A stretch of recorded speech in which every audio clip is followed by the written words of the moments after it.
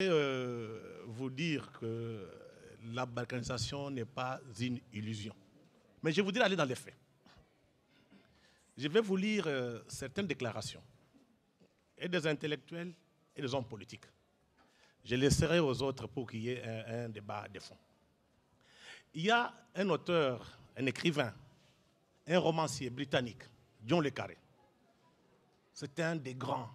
Si vous partez dans le monde anglo-saxon, on vous parle de cet homme-là. Il a publié le premier roman, La Taupe. Je pense que ceux qui connaissent un peu, qui suivent les films, ils savent un peu de quoi il s'agit. Donc il s'agit un peu d'espionnage. Parce que lui-même, c'est un ancien flic, un ancien espion de services secrets britanniques. John le Carré, dans ce roman, il écrit ceci. Rien que des théoriciens avant-gardistes, des néoconservateurs en vue, des sommités de la géopolitique. Le genre de types qui se réunissent dans des stations de ski pour décider du destin des nations. Ce n'est pas la première fois qu'ils se penchent sur le Congo oriental.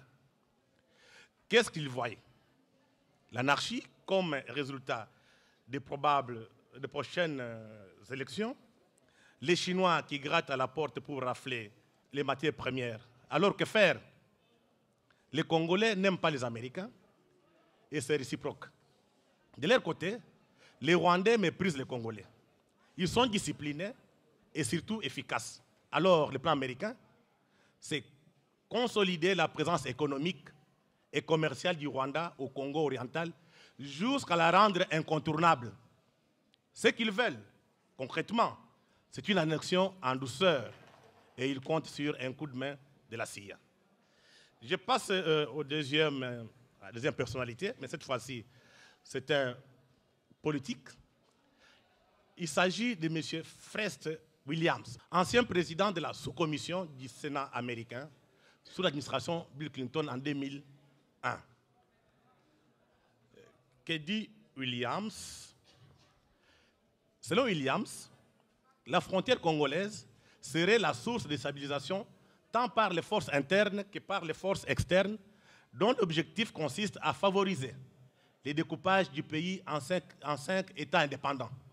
Il cite les Kivu-Maniema, les Kasaï, les Chaba ou bien les Katanga, la province orientale et l'Équateur, les Bandundu et les Bas-Congo. Ça, c'est du côté du Sénat américain. Et vous connaissez un autre qui est bien connu, c'est M. Herman Cohen. D'abord, quand Obama a accédé au pouvoir, Cohen avait demandé à Obama de nommer quelqu'un qui va s'occuper de la question des Grands Lacs. Il a publié l'article dans New York Times qui a été repris par Jeune Afrique et nous, on l'a répliqué. Mais je ne voudrais pas parler de 2008, je préfère parler de ce qui s'est passé il n'y a pas longtemps, en 2011. Herman Cohen a accordé une interview à un journaliste congolais vivant en Amérique. Et qu'est-ce qu'il dit dans son interview? Il explique que même au département d'État américain, les Kivu est sous contrôle rwandais. C'est connu de l'autre côté. Donc Cohen, ce n'est pas n'importe qui. Et je voudrais vous lire quelque chose pour vous donner une certaine précision. Droit de réponse à l'article publié par Les Potentiels, Cohen nous a écrit. C'est passé par un Congolais qui connaît très bien. Modeste Moutinga a décidé à ce qu'on le publie. On a publié son droit de réponse. Qu'est-ce qu'il dit? Je crois que mes remarques sur le nord et le sud Kivu, dans votre article du 12/8/2011, ont été mal compris. Bien sûr, les provinces de l'Est du Congo sont juridiquement dans les pays souverains de la République démocratique du Congo. Personne ne peut dire le contraire. Et ça doit être toujours comme ça. Ce que j'ai voulu dire, continue Cohen, c'est qu'il y a beaucoup d'influences des pays extérieurs à l'Est dans les deux Kivu et que ces influences sont plutôt négatives que positives. Regardez les secteurs économiques et sécuritaires pour en avoir les preuves. C'est pourquoi j'ai proposé, dans mon article de décembre 2008, dans le New York Times, qu'il faut établir un marché commun entre les provinces de l'Est du Congo et du Rwanda, Burundi et de l'Ouganda pour légaliser le trafic des produits miniers et agricoles gagner de l'argent pour le fisc congolais et éliminer les soutiens des milices légales. Je demande aux amis congolais, soyez attentifs, je demande aux amis congolais de ne pas chercher midi à 14 h avec les débats juridiques inutiles. Il faut plutôt qu'ils cherchent des solutions sur le terrain. Vous connaissez aussi Sarkozy, je préfère ne pas en parler, mais parler beaucoup plus des intellectuels. Il y a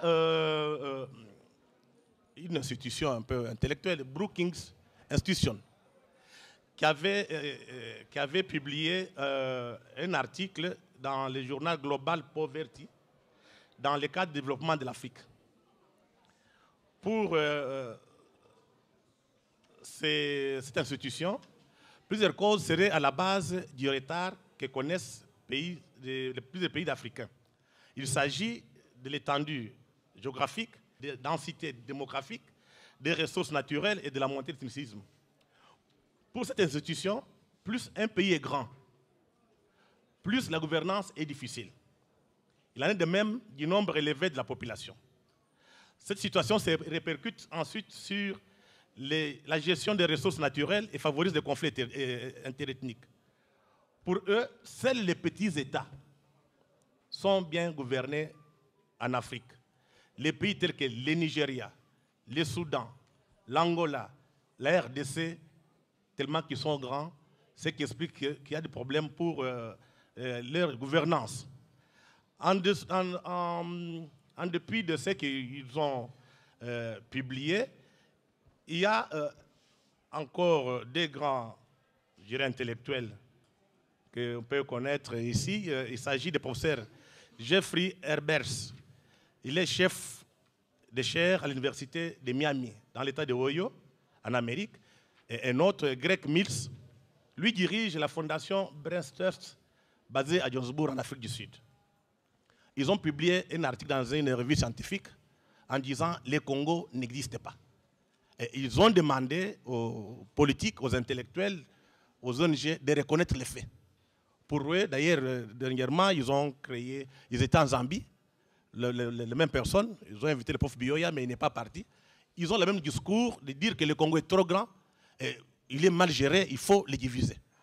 Donc, ça, c'est un débat qui est lancé. Et sur place ici, au Congo, vous avez Pôle Institut. Une institution qui est financée par DFID, donc le truc de l'institution des Britanniques, par les Américains, USAID, pour faire des recherches sur le terrain. Et quand vous lisez leurs recherches, c'est très clair, Kinshasa est loin, le Kivu est loin de Kinshasa, il faudrait travailler sur place avec les pays limitrophes. Et quand vous voyez de plus près qui finance les Britanniques, les Américains, c'est eux qui ont financé la guerre pour agresser le Congo. Et quand vous regardez qui est derrière, c'est Kagame qui contrôle. Kwame Nkrumah qui a publié en 1963, l'Afrique doit s'unir. Qu'est-ce que Kwame Nkrumah dit? Les plus grands dangers que court actuellement l'Afrique est le néocolonialisme et son principal instrument est la balkanisation. Il continue. Tout cela relève de la politique de balkanisation systématique grâce à laquelle le néocolonialisme entend manipuler l'Afrique.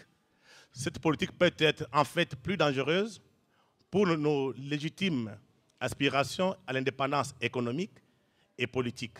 Je prends une autre phrase de Kwame Nkrumah. Pour les États africains, la solution du progrès est de s'unir politiquement, d'avoir une politique étrangère commune, un plan de défense commun, un programme économique commun, en vue du développement de tous les continents. Alors seulement, nous pourrons écarter les dangers du colonialisme, de sa servante, la balkanisation. Quand ce sera fait, nos relations avec l'Europe pourront entrer dans une autre phase nouvelle. En 1963, Kwame Nkrumah l'a écrit, je pense qu'aujourd'hui, nos amis occidentaux reviennent encore avec la balkanisation. Et ce qui fait très mal, c'est de voir que nous, on a étudié comme eux. Comment est-ce qu'on peut accepter les petits-fils de ceux qui nous ont vendus, colonisés, humiliés, et revenir aujourd'hui pour nous imposer encore la balkanisation? Regardez de près la situation au Soudan.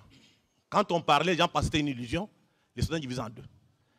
Peut-être demain, ce sera le tour du Congo. On pourra discuter, mais ce sera un peu trop tard. En tout cas, je termine par ici et je vous remercie.